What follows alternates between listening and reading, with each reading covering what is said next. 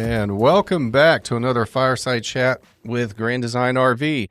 Jeff, this is a little different today. It is different. We built the fire somewhere else. Yeah, tell them why. Well, the corporate office, and if you out there who listen to this, if you ever been to our corporate office, it's a stately building. It's it's brick. That's and a good very word. Nice. Stately. Yeah. Stately. But it's also you can tell it was last renovated in the early 2000s when gold fixtures were a thing and wallpaper and the wallpaper, the carpet was threadbare, the wallpaper was peeling, and it was really a decision: do we renovate this now or do we turn it into a haunted house?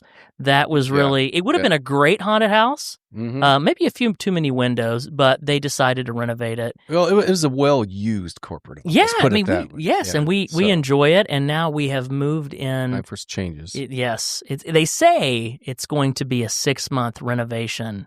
I don't know if we could. I think that's It is. I've been waiting for a new refrigerator in the break room for my 9 years here. Yeah. And so they keep saying, oh, we're going to do this. And then they finally, so I'm not complaining, but it does displace us. We've lost our podcast room, and now we are in one of our production facilities that has offices, and we are now in a new podcast room. If you can call it that, it's actually my office here that we just put some soundproofing up in, and let's hope the quality is good. So if you out there, if you're thinking to yourself, they just don't sound right today, what's going on? That's why. Or maybe we sound better. Who knows? It's it's for the listener in the audience to the decide. Ears of the beholder. Exactly, and that's where our beauty lies. But today, with change is inevitable, right? Mm-hmm. And we actually, I want to take just a moment. We had one of our regional sales managers for the Solitude and Momentum team retire after a very long career in RV sales, both in retail and wholesale. Mr. Mike Birch. Mike was a good friend of ours, and he worked with us for several years out on the West Coast and the Northwest, and even parts of Canada. Did a great job, and he rode off into the sunset, as it were. Yes, he did. In retirement. And so congratulations to Mike. Enjoy it. Absolutely.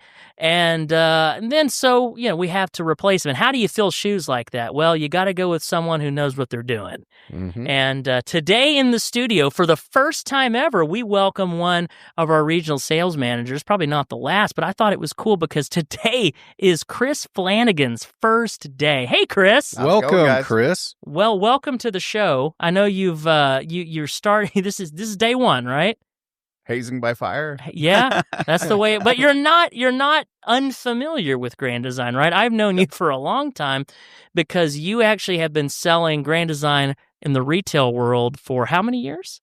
8, 10, somewhere 18 in there. years, a long time, right? So let's go back here because this is unique. It's not often that we can find a replacement to. Some would say a living legend in Mr. Mike Birch. For those of you out there who knew him, it's not often we can replace him with future Hall of Famer like yourself. So how did you get into the RV world?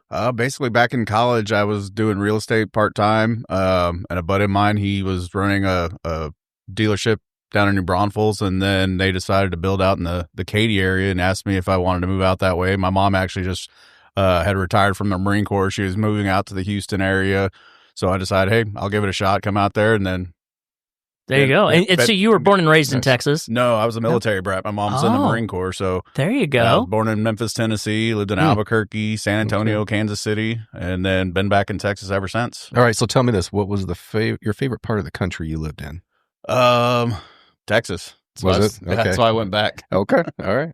Man. And so, in all that traveling, and now you are embarking on a position that arguably entails one of the most traveling of any position in corporate America. You're going to have to be traveling quite a bit internationally too. You're going to be up in Canada as well. I'm ready for the Cabo store to open too. Yeah, right down go down south. That's for sure, man.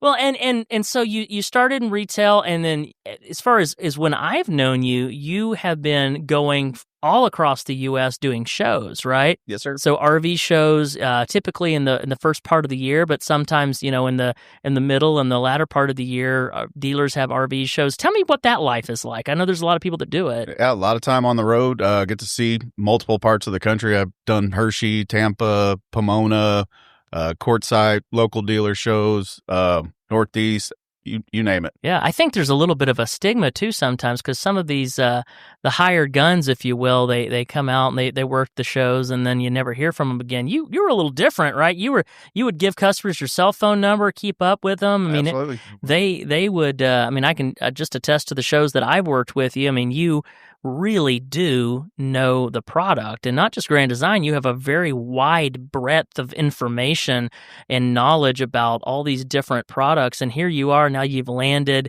and you're representing the Solitude and the Momentum. So, congratulations Thank to you. you, guys. That's amazing. We're looking forward to working. Welcome with you, man. aboard. Sounds good. Yeah. So let's talk about. So you talk about a lot of travel, a lot of retail experience. Give me what are some things you learned over the past 8 years about this industry? Quite a bit. I mean, during the COVID years, it was absolutely insane.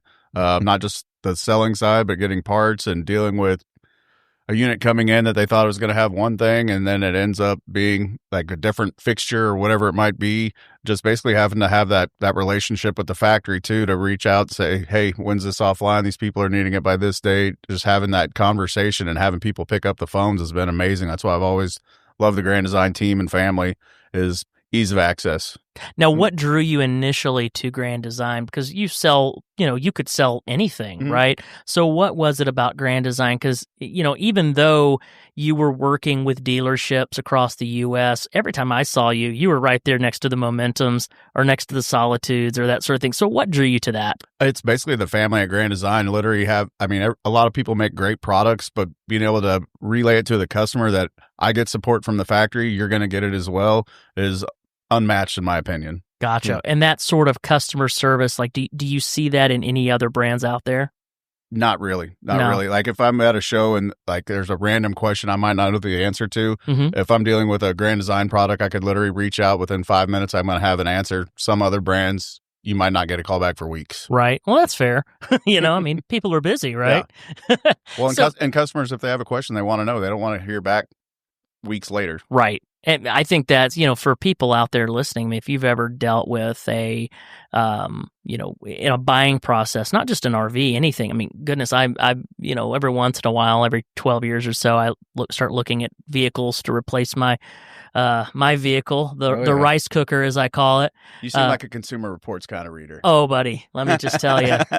But it's amazing because, I have very specific details that I need about a vehicle that might, may or may not be on a listing, like on a dealer's website or Auto Trade or something like that. And, it's so important. Like if you need information and you want to spend, a large sum of money on a product, then you need that information. You need it now. Well, and to know that you're going to have that service after the fact, if you get an answer immediately, you feel comfortable going forward, because if you have a problem 6 months from now, you don't want to be waiting forever to find out what the fix is. Yeah. And I know there's a lot of frustration online with folks, not just in the RV space, but like in cars, like people, they interface with a dealership and a salesperson. And if you find a good salesperson, you keep them forever, because the ones that listen to what you actually want. I mean, just last week I was looking for a very specific vehicle, and I was texting back and forth with the salesperson, and they just kept trying to sell me what they had and not listening to what I actually needed. And I think that resonates with so many people. Like they say the best sales is service, and that's kind of what Grand Design was built on, is this idea of customer service. And, typically anybody will give you one chance, right, to sell you something. But if they're going to come back, whether it's a manufacturer, a dealer, or even to a salesperson, an individual, you're going to have to provide them a service and take care of them in the long run. And I think people appreciate that. That's a really, and I think that's something that Grand Design, really we value, right? It's up to the consumer at the end of the day if we fulfill that mission or excel in it, but we do value it, and that's what we strive for. Yeah. So Tom, what's your impression of Chris here? You were one of the few people in the building that didn't know Chris going into this, because we all kind of knew him from the show circuit. What are your thoughts? Just be brutally honest. Brutally honest? Yeah, please. Okay. Well, he seems to be a stand-up guy. Okay. Well, he's Sitting down. Sitting down, yeah. Well, and the one thing, honestly, too, in all seriousness, that, in the industry I came from, I used to be able to, have to work a lot of people, read personalities, and I could tell he's confident. Like, you're confident in what you do, what you know. So I think that's a good attribute for us here, is that you can just see a confidence. So that was my first impression. And besides being polite, don't give me a big head. You're polite too. So I didn't say it. He's not like mean or anything. He didn't like spit on me or anything. Well, like that's that. good. So, being from Texas, yet, I can anyway. speak. Living in Texas, I'm from Texas. We're spitting people. I know. We the spittoons and whatnot. No, but no, it's good because, man, we're so picky when it comes to people that work here. I mean, not just sales. I mean, man, and the marketing side of it, it's just so important that we all align from a standpoint of what our philosophy is. Grand Design's a pretty different company when it comes to that. Yeah, and I think with a lot of companies you'll have, I mean, I'm just speaking in general terms, but some companies you'll have maybe where you have your little sectors of groups, people, they kind of break off, they kind of do their own thing maybe, or they don't. But like Jeff's saying, is it's more like a family, and we kind of deal with things as a family, and it's very cohesive.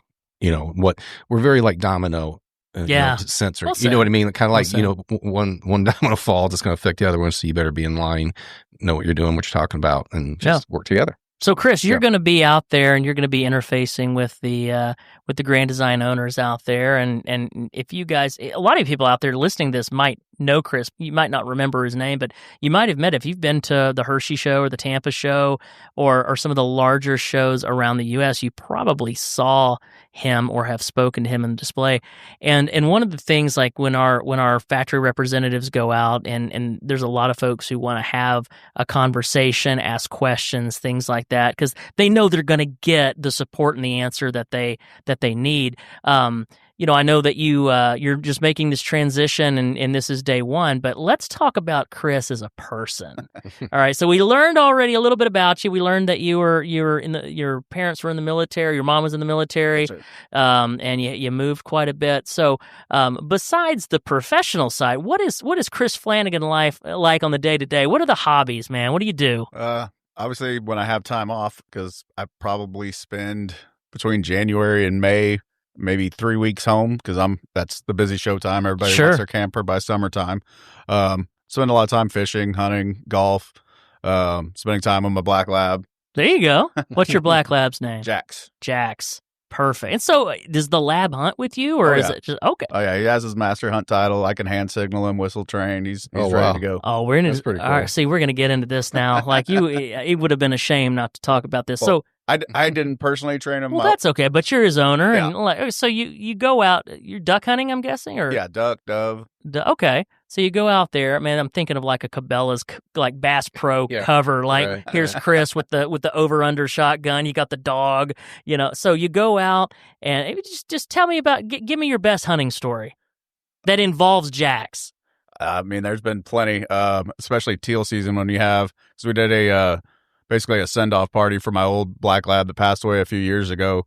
He didn't really get to hunt with us. He was just there, and then I had Jax hunting, but we probably had 14 of my buddies that we broke up and hunted 2 different groups, and it was just amazing, basically doing a send-off to my old dog and then introducing my new dog to all my buddies that I grew up hunting with.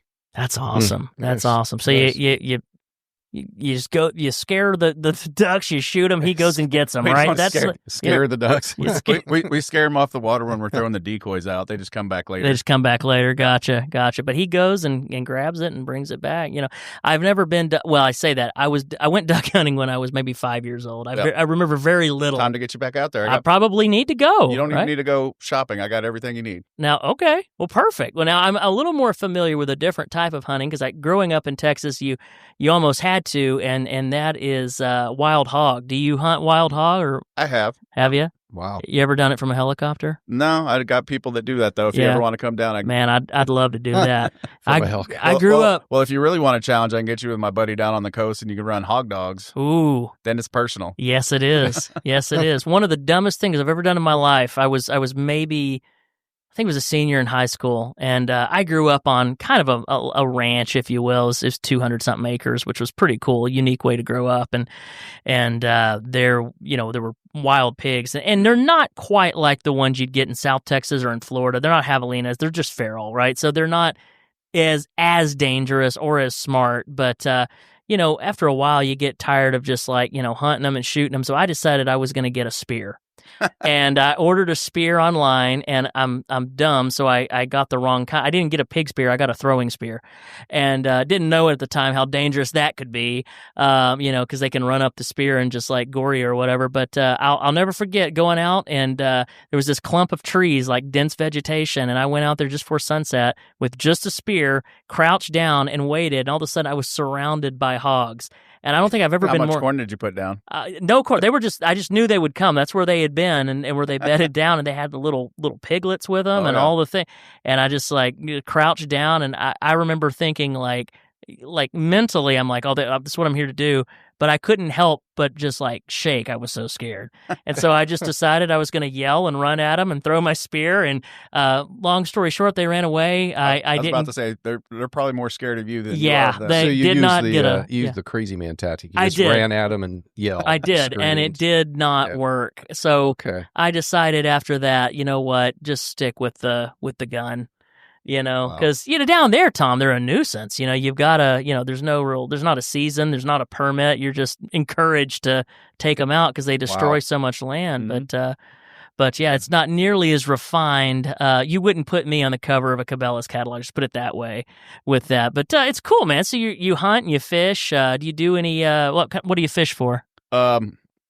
I've done everything over time between bass and saltwater. Now I've kind of moved on to the big offshore fishing, going down to like Panama, Cabo, going after yellowfins, stuff like that. Man, nice. So you're gonna be up in like British Columbia area with this position, and Washington, Oregon. You're gonna go off salmon. I love salmon. So yeah, I'm all in. There you go. You got the perfect territory. Yeah. It'll be different. I've never. We don't have walleye and stuff like that down where I live. So yeah, it's gonna be a different experience that I'm looking forward to. Tom, I think you took this job just for the different fishing venues. It started to sound like the outdoor part is what you like. But you know what?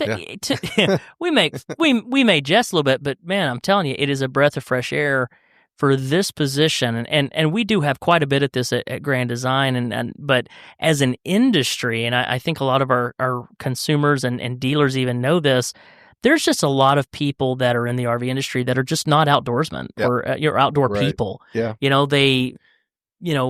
They might not like camping, or they might not camp, or they might not even get outside.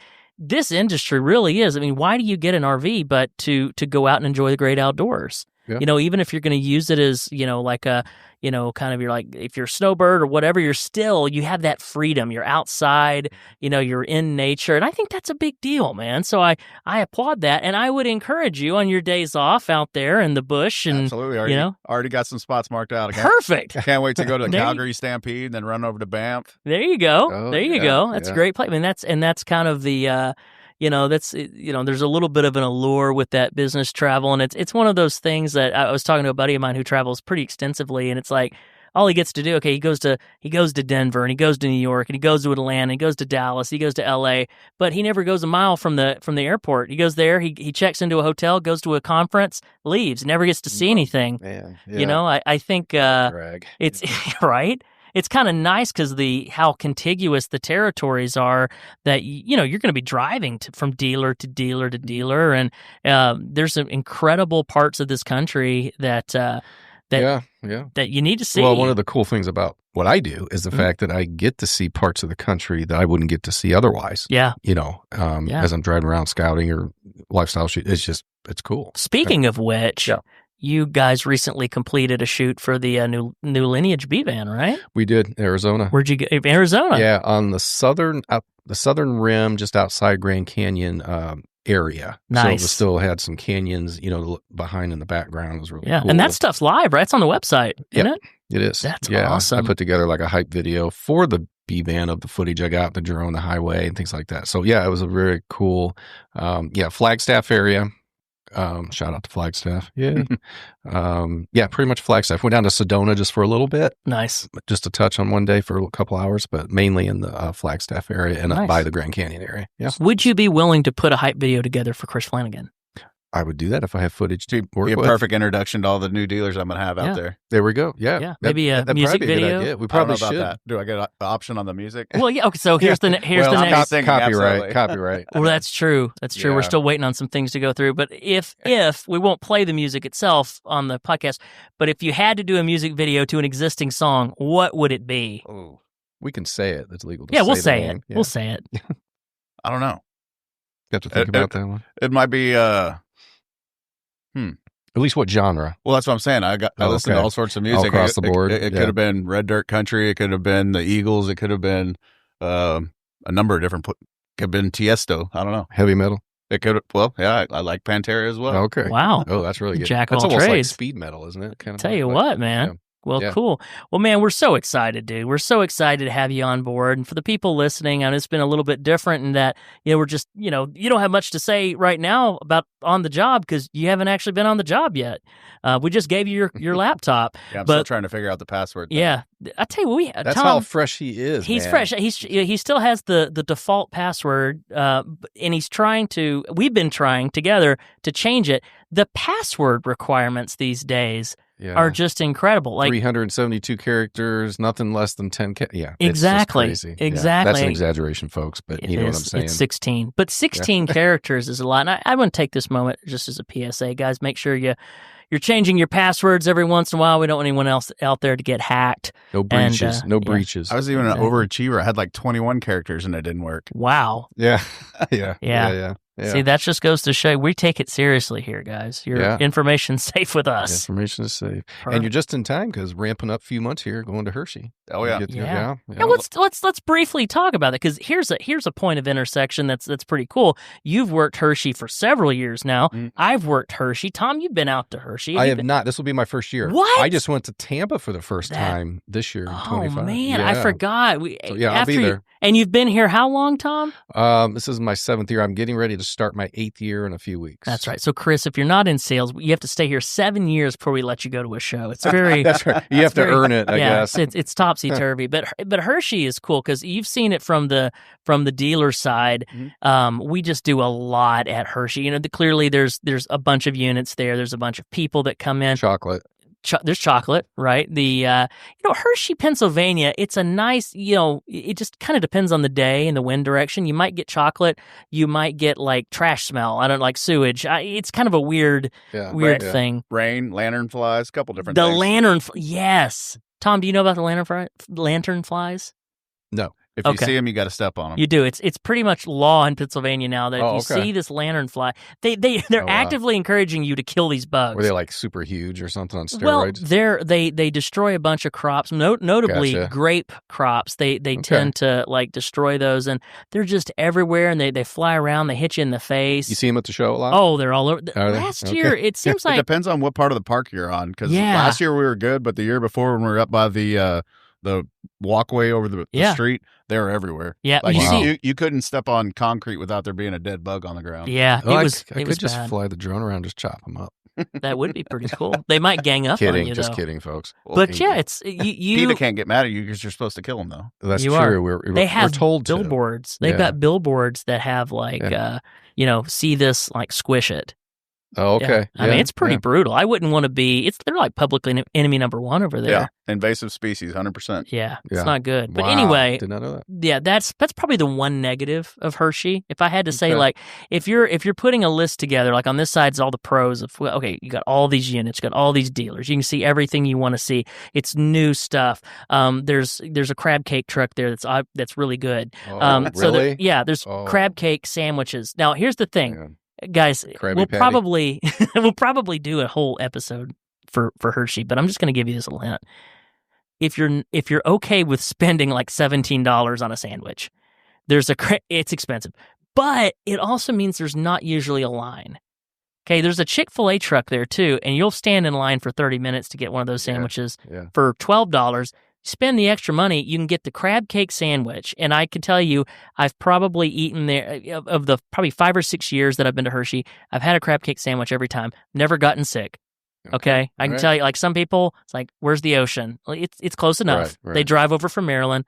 It's really, really good. They do a really good job with the crab cakes. Okay, I'm So- about to find that when I go Yeah, there. it's orange. It's great. Anyway, that's on the pro side. On the con side, really, if you're not into porta potties, it's probably not the place for you. And although there are like actual bathrooms in the giant center there, but then the lanternfly, I think that would be high on the list. That would be high on the list because those things, they really are everywhere. But if you bring a fly swatter, and you could really go to town. Bug assault. bugs, mutant The bugs. the what? If you bring the bug assault. The bug assault. Do you know about the bug assault, Tom? No, man, I'm just. We're really behind on going this off the stuff. rails here. This is good though. Yeah, This is what we envision this podcast Yeah, to be. You need yeah. one for your collection. Yeah. Okay, There's all right. probably, I'm sure there's some folks out there, the stick to the issues crowd, who want to, know about, but I'll remind you that we interviewed our CFO and talked about General Mills biscuits for like 20 minutes. So please go with us here. The Yeah. bug assault it's a toy gun that shoots salt. Okay. Okay, now that rings a Yeah. bell. I think I have heard of that. Yeah. I just haven't seen them. They're like $40, but they're very well made. I have to say, like, they're not cheap or flimsy at all. You put the salt in, just normal salt, and you cock this thing, and you can like aim it at a fly. I would say you could be within 5 feet of the fly. Maybe a little more. Yeah, depending on like. And then you shoot the thing, and it just drops them out of the sky, or drops them. wow. Yeah. Now, if you go, I've tried it on wasps. I've tried it on spiders. Spiders, you can put it right up to them, obliterate them. I'm all for that. The lanternfly, I think it'd be tough. They're pretty hardy. You could probably knock them down though. Give them the old stomp. Oh, yeah. If you see them on awning arm, no problem. I think maybe we need to get some Grand Design bug assaults made. Logoed, branded. Yeah. Limited edition, you get one if you purchase at the show. Ooh, There you that's a go. good idea. And then you can go around. They're. I guess it would kind of hurt if you hit someone in the face with salt, but not You're gonna- helping out the environment. Yeah, and it's just salt. Just keep it out of the eyes. Exactly. Yeah. Exactly. I don't know how that would work. We'll have to look into that. But But to see security, too. They do make you go through metal detectors and all that stuff. well, there's there. no metal in the bug Oh, assault. I know, but if they see you walking in with it, you never know. Well, we'll just bring it in beforehand. We'll make sure. Walking out, that's when they'll see them. But but no, that's Hershey's a great place to go, and I do encourage everybody out there, come to Hershey. If you're on the East Coast, it's a great show to go to. I wowould encourage you to come on one of the weekdays before it gets too crowded, and meet Mr. Chris if you haven't already. And Chris, we're looking forward to having you, man, on the West Coast and the Northwest for us up in Canada, and then at the other major shows as well. So we wish you all the best, and I'm sure we'll follow up with you. Oh, 100%. Unless you just completely flame out and crash here. Maybe a post Hershey podcast. Maybe so. That might work out. But yeah, man. No, welcome to the team. Yep, and welcome. yeah, we appreciate you being here. Or if you want to do your podcast in Tampa, like this last year on Sunday, it would have been a great day because it was just pouring down rain. Yeah. Yeah. We could have just hopped in the Are you back of going? one of the Momentums and set it up and been good to go. We got to get Jeff to Hershey this year. I'm going. Are you going? I am. All right. Yeah, I'll be there. It'd be, Lord willing. yeah, we should record a podcast there. That'd be kind of cool. I think we might could do that. We might be able to do that. Yeah. Like pick the hottest day and find an air conditioned room. Yeah. That yeah, might be a good way to do it. Yeah. Okay. Yeah. So We'll talk about it. we'll talk about it. Uh-oh. Time to go. Yep.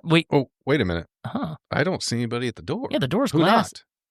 Oh, you know what that is? That's What? the ghosts from corporate's past over there. They came over. Oh. They're upset that we're not turning it into the haunted house. Okay. Yeah, they just want us out of here. We should probably go We though. probably should. So thanks, Chris. We Absolutely, appreciate guys. it, Thanks for man. having Thank me. you. Yeah, see you guys later. Till next time.